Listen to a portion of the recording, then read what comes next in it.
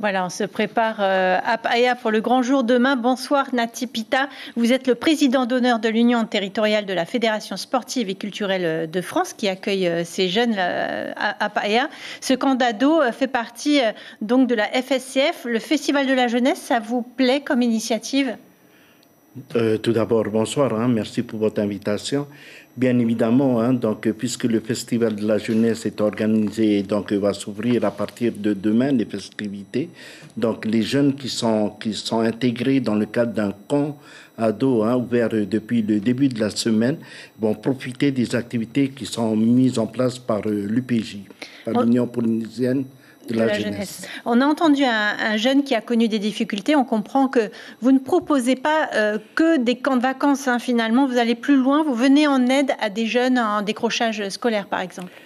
Oui, tout à fait. Donc, pendant ces 2 semaines, nous accueillons dans ce camp d'adolescents et des jeunes qui sont, dans la grande majorité, viennent des archipels, donc de nos archipels, et quelques-uns qu'on accueille bien évidemment qui n'ont pas de situation, qui sont en décrochage. Donc nous essayons de les accompagner tout au long de ces centres de vacances. Comment vous leur redonnez confiance ?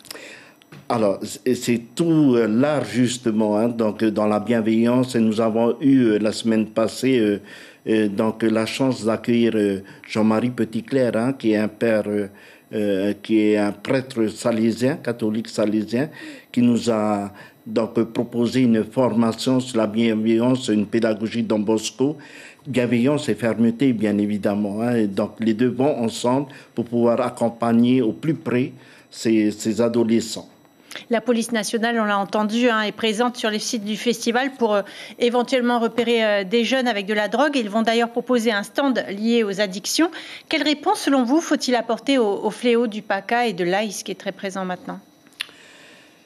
Alors, je disais tantôt, l'accompagnement et le soutien de tous les jeunes.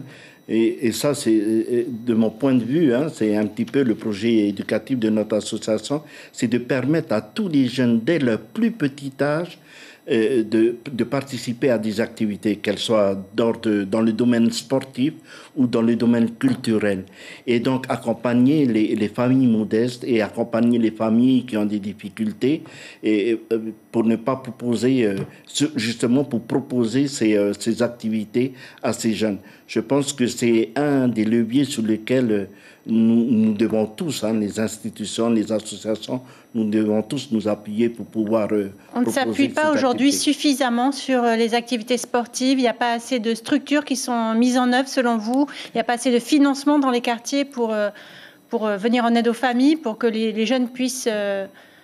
Bon, de mon point de vue, et ça c'est un point de vue personnel, oui. Je pense qu'il faut, dans le cadre d'une politique de famille plutôt, c'est vraiment accompagner les familles modestes et les familles en difficulté, de manière à permettre à tous les enfants, depuis leur jeune âge, à pouvoir faire en dehors de l'école, parce que l'école est quand même importante, des activités sportives et culturelles qui deviennent addicts à ces activités.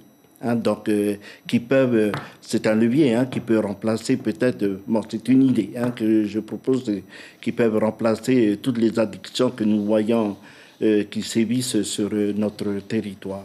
Quel est le message aujourd'hui que vous voulez envoyer aux familles et aux jeunes pour clore cette interview ? Voilà, le message donc aux familles, d'abord aux familles, à toutes les vacances ou bien après l'école, c'est de proposer des activités culturelles ou sportives à nos enfants qui deviennent... C'est la clé selon vous. Voilà. Et donc à nos jeunes de tenir bon et l'école est importante, l'éducation est importante.